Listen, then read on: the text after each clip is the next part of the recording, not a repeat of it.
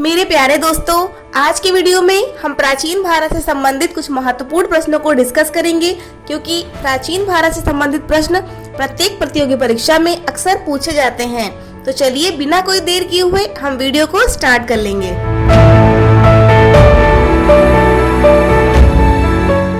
जैसा कि हम सब जानते हैं कि इतिहास को 3 भागों में बांटा गया है, प्राचीन भारत, मध्यकालीन भारत और आधुनिक भारत का इतिहास। ठीक है, तो हम आज प्राचीन भारत को डिस्कस करेंगे। तो प्राचीन भारत के इतिहास को भी हम 3 भागों में बांटकर पढ़ते हैं। तो पहला हमारा होता है प्रागैतिहासिक काल, फिर आता है आद्य ऐतिहासिक काल और फिर ऐतिहासिक काल। तो इसमें डिफरेंस क्या है फ्रेंड्स? प्रागैतिहासिक काल वह काल माना गया है जिसके बारे में कोई भी लिखित प्रमाण नहीं है। तो वह काल कौन सा होगा? प्रागैतिहासिक काल। फॉर एग्जाम्पल हम पाषाण काल को इसी के अंतर्गत पढ़ते हैं। फिर अगला हमारा है आद्य ऐतिहासिक काल। तो इस काल में हम उस कैटेगरी को रखते हैं जिसमें लिखित प्रमाण तो उपलब्ध है, परंतु अभी तक हम उसे पढ़ने में सक्षम नहीं हो पाए हैं।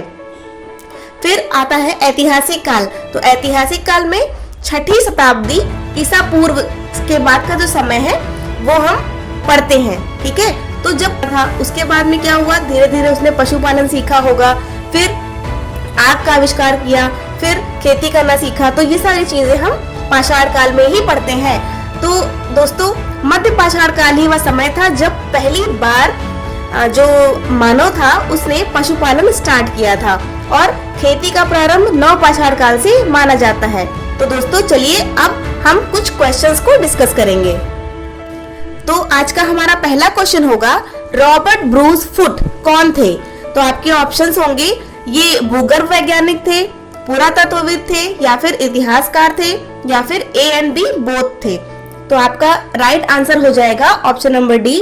जो रॉबर्ट ब्रूस फुट है वो भूगर्भ वैज्ञानिक और पुरातत्वविद दोनों थे। चलेंगे अगले प्रश्न की ओर।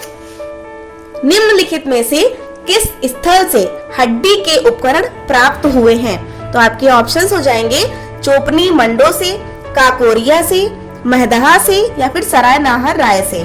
तो आपका राइट आंसर इसमें हो जाएगा महदहा से। महदहा से दोस्तों हड्डी के उपकरण प्राप्त हुए हैं, और ये स्थान जो है उत्तर प्रदेश में ही पाया गया है। ठीक है, अगले प्रश्न की ओर चलेंगे। एक ही कब्र से 3 मानव कंकाल निकले हैं। तो ये किस स्थान की बात यहाँ पे की जा रही है? कोई ऐसा स्थान है जहाँ पर एक ही कब्र में 3 मानव कंकाल निकले हैं, यानी कि एक साथ दफना दिया गया होगा, ऐसा कुछ रहा होगा। तो आपके ऑप्शंस हैं दमदमा से, महदहा से, सराय नाहर से, या फिर लंगनाथ से। तो आपका राइट आंसर हो जाएगा दमदमा से। ये भी उत्तर प्रदेश का ही एक स्थान है। तो चलेंगे अगले प्रश्न की ओर। मानव द्वारा सर्वप्रथम प्रयुक्त अनाज कौन सा था? मतलब मानव ने सबसे पहले किस अनाज का प्रयोग किया था, यह है। तो आपके ऑप्शंस हो जाएंगे गेहूं, जौ, चावल, या फिर बाजरा। तो आपका राइट आंसर हो जाएगा ऑप्शन नंबर बी। मानव ने सर्वप्रथम जौ का प्रयोग किया था। भारत में पशुपालन एवं कृषि के प्राचीन काल साक्ष्य प्राप्त हुए हैं। मतलब आपको इसमें ये बताना है कि प्राचीनतम साक्ष्य जो प्राप्त हुए हैं वो कहाँ से प्राप्त हुए हैं। आपके ऑप्शन हो जाएंगे मेहरगढ़ से, किली गुल मोहम्मद से, अंजीरा से, या फिर दम्ब सदात से। तो आपका इसमें राइट आंसर हो जाएगा मेहरगढ़ से। मेहरगढ़ इस समय वहाँ पाकिस्तान का एक इलाका है। तो चलेंगे अगले प्रश्न की ओर।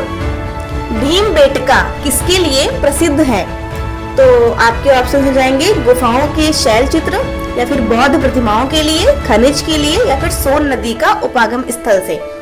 तो आपका इसमें राइट आंसर हो जाएगा ऑप्शन नंबर ए, गुफाओं के शैल चित्र के लिए।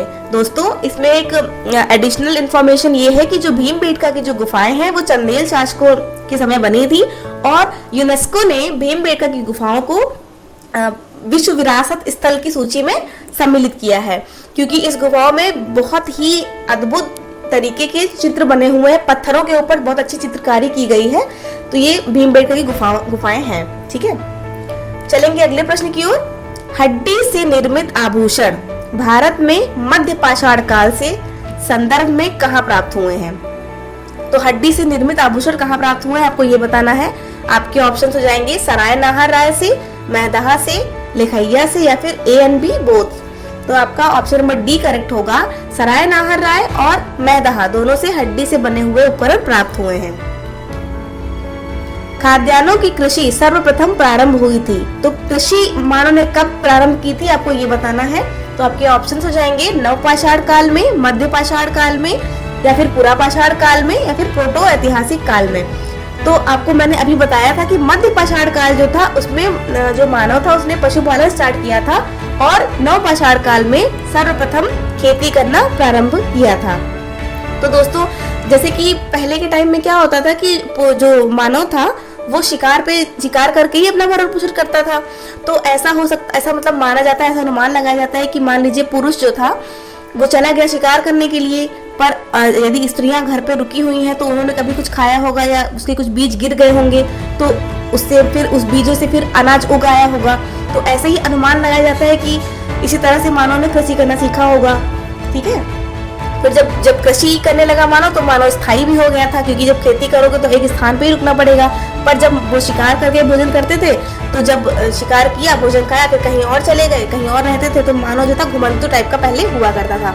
फिर जब कृषि का खोज कर ली मानव ने, तो उसके बाद में वो स्थायी जीवन व्यतीत करने लगा धीरे धीरे। ठीक है, अगला प्रश्न देखेंगे। सबसे पहले मानव का सर्वप्रथम साक्ष्य कहाँ मिला है, मतलब प्रथम। तो आपके ऑप्शन हो जाएंगे नीलगिरी की पहाड़ियां, शिवालिक पहाड़ियां, नलमाला पहाड़ियां, या फिर नर्मदा की पहाड़ियां।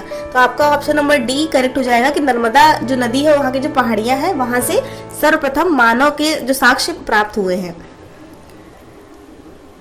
अगला है गर्त आवास के साक्ष्य प्राप्त हुए हैं। तो आपके ऑप्शन हो जाएंगे बुर्ज होम, चौपानी मंडो, कोल्डिहवा, या फिर मंडो। तो आपका ऑप्शन नंबर ए करेक्ट होगा, बुर्ज होम, जो कि जम्मू कश्मीर में है, वहां से गर्त आवास के साक्ष्य प्राप्त हुए हैं।